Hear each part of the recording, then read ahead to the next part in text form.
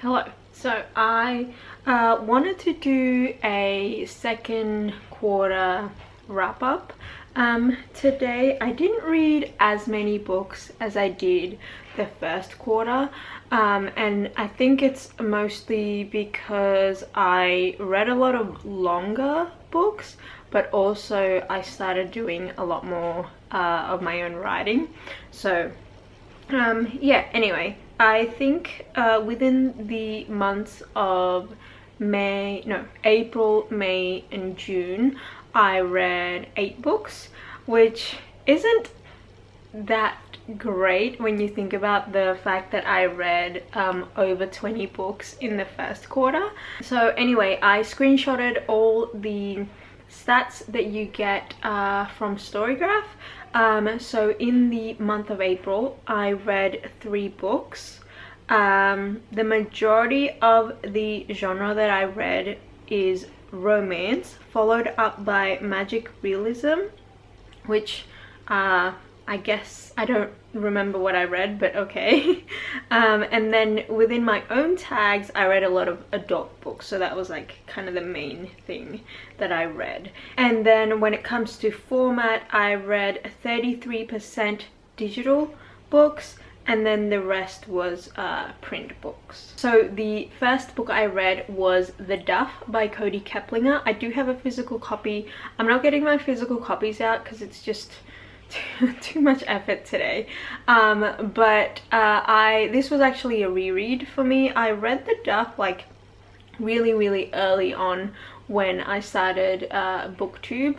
I have always really liked the book. I don't like the movie adaptation that they tried to do, because I think they took out a lot of the more serious and like important messaging within that book and like kept all the fun, you know, romancy side of it. So that's kind of why I didn't like the movie as much, but the book is pretty good. It follows our main character Bianca, who is in high school. I think she's like 17, and this guy that she knows from, like, you know, she's always known this boy calls her the Duff one day, and she's like, what the heck is a Duff? And he informs her that it stands for designated ugly fat friend, and she gets really offended by this. And that's kind of not really what the story is about. It is, but it isn't. It sort of like breaks down that that stereotype, I guess. But the other thing that it's sort of about is her opening up to someone, because she has this sort of secret relationship with this guy that calls her the Duff, and that's kind of like the majority of the story. Next, I read Before the Coffee Gets Cold by Toshikazu Kawaguchi. This, I don't know how you would explain this, because it's like it's not really short stories, but it's like connected novellas, I guess. So the book is very short, and we only have 4 chapters, and within every chapter you have your own story. You're following like separate characters, but they all connect in one way or another, and the overarching kind of connection is the setting, which is this coffee shop in Japan, Tokyo, I think. I'm not sure if it's actually in Tokyo. It might not be in Tokyo, it might just be in some small Japanese town, but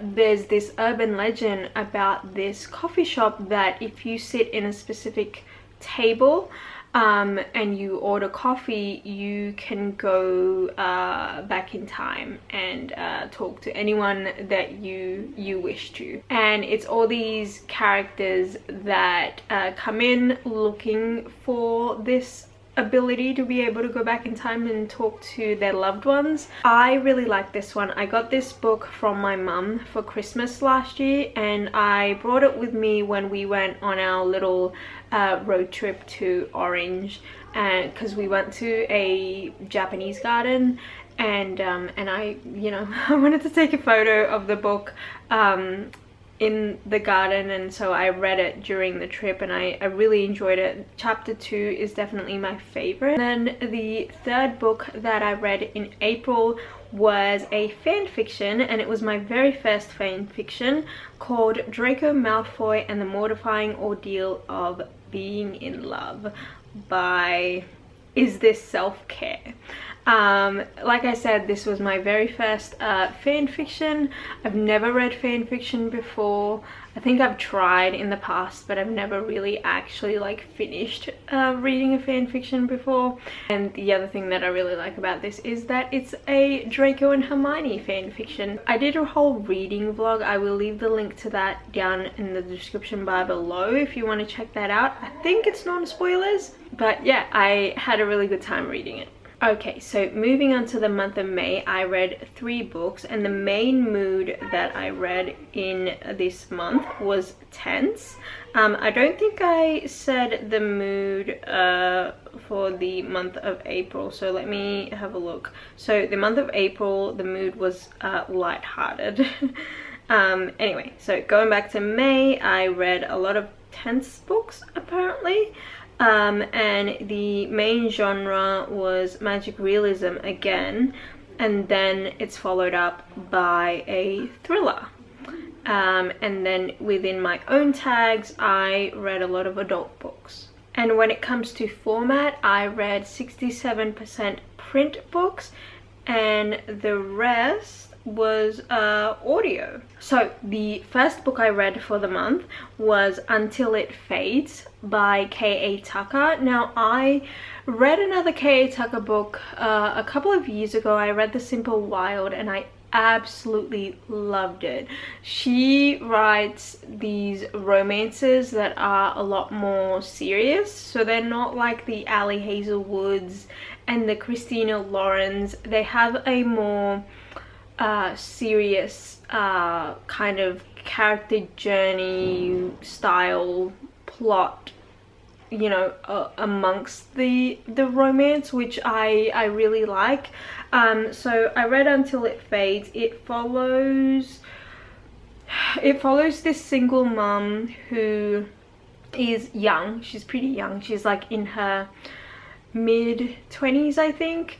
But she had her baby like pretty young, and she works at this rest stop diner in this small town, and we basically follow a small town romance. So the beginning of the book, she goes on this date with this guy. It doesn't end up going very well, and she goes home and she takes this back road, and then she notices that there is a car that's been kind of like smashed into, or like the car smashed into a tree or something, like right in front of her.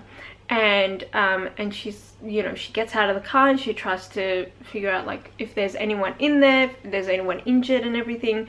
And it turns out that there are 2 men in the car. They're all like passed out. So she tries to get both of them out, but while she's doing that, the car kind of blows up in flames, and then yeah, the story kind of goes on from there. I really liked the beginning of it.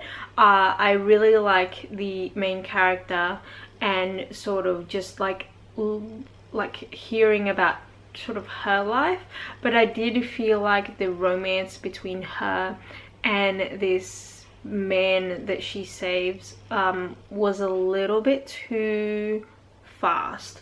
Yeah, that's all I'm gonna say. It just felt a little bit too fast. Like we didn't spend enough time with the romance for me to like kind of root for it, I guess.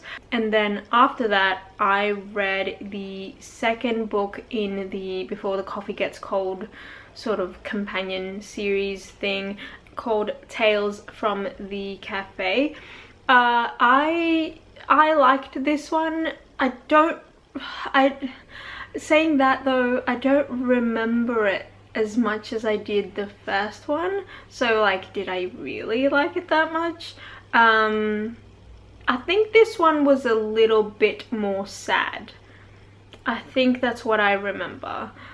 So again, we follow different characters. The other thing that I noticed about this book is the more you read the stories, the more the background stuff that's going on in the background that has nothing to do with the character you're following kind of opens up this, like, kind of reveals the coffee shop a little bit more, which I thought was really cool. But yeah, I remember this one in particular being a little bit more sad than the first one. So moving on, I read a thriller this time. I read The It Girl by Ruth Ware. I found this secondhand and I've been wanting to read this for a while, but you know, I don't like to buy my books brand new. This one follows a girl named Hannah, who is a woman named Hannah who works at this bookshop, and she gets a call one day from her mum saying that this man that she put in prison has passed away. And then from there we realize that 10 years earlier she was at an Oxford university and she was really good friends and roommates with this one girl named April who died, and she witnessed it in some way. And so when they did the trial of how April died, she was the only witness, so she was the one sort of in charge of, not in charge, but like it was because of her testimony that this man that died in the beginning of the book went to prison. So that's what we find out in the beginning. The inciting incident of that book is her friend calling her up being like, hey, did you hear so and so died? And she's like, yes. Well, there's a couple of journalists that say that they think that he was innocent, and that sends her sort of spiraling, because then she starts questioning like, oh, did I, you know, put an innocent man in prison, or like what was the actual truth here? And so the whole book we alternate between like past and present, and we kind of follow and figure out like who the actual killer was and everything like that. So I really liked it. I listened to this on audio and it was really good. I love listening to Ruth Ware books on audio. I think her narrators are really good, so I really like this one. Moving on to the month of June, I read 2 books, and the main mood for this month was reflective, which I don't know what that means. In terms of genres, I read a lot of reference books, and then in terms of my own tags, it says that the majority that I read was fantastical. So again, I don't know what that means. When it comes to format though, I think I read pretty much 50-50 between print and digital. So the first book that I read in the month was another fan fiction, and I read The Disappearances of Draco Malfoy by Speechwriter. This is another Draco... I wouldn't actually call this one Draco and Hermione fanfiction, because although there is some Draco and Hermione romance in there, I think it's more about rewriting the 7th book, so Harry Potter and the Deathly Hallows. I think this is more of a reimagining of that time in like that year, that whole like disappearance year basically. So we start the book with the scene where Draco is trying to kill Dumbledore, and it follows him as he decides not to kill Dumbledore and take him up on his offer to be, you know, hidden away with the Order, and then you know, things happen from there. Like I said, I don't think it's a solely Draco and Hermione fan fiction. I think it focuses a lot more on like, what if Draco took Dumbledore's offer and not killed him. So that's kind of why I think I didn't love it as much, because I went into it thinking that it was going to be more romance heavy, and it wasn't. But if you are not into the romance, like if you're not into romance that much and you just want to read like a Harry Potter fan fiction, I do recommend this one, because like I said, it's just a rewrite, and I think it's a pretty good rewrite. And then after that, I read On Writing by Stephen King, Memoir of the Craft. I've been wanting to read this book for ages, but I don't know why I've been like kind of like scared to read it, because I thought there was going to be more memoir and less crafty, and I just didn't know that much about Stephen King to like want to read his memoir, I guess. But yeah, I'm glad I read it. I really like it. I love his take on writing. I like his the way he views his writing and his books, and how he writes, and what he values in writing, and what writing means to him, and everything. It's more motivational than it is like a reference book, I guess. So I did like that about it. I think he has a lot of interesting stories, and I like that it seems like he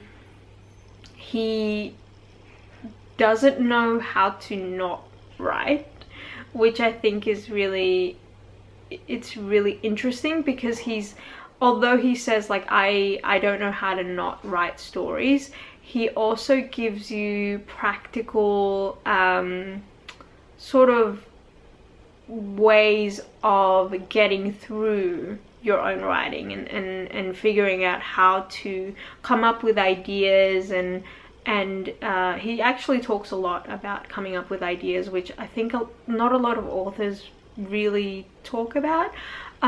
So yeah, I really liked it. Okay, so I think that was everything that I read within the past 3 months. Let me know if you've read any of the books that I've mentioned, and let me know if you have any book recommendations for me. I'm always looking for new books to read that I've never heard of.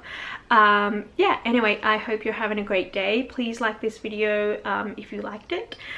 Subscribe if you're wanting to see more from me, and I'll see you next time. Cheers!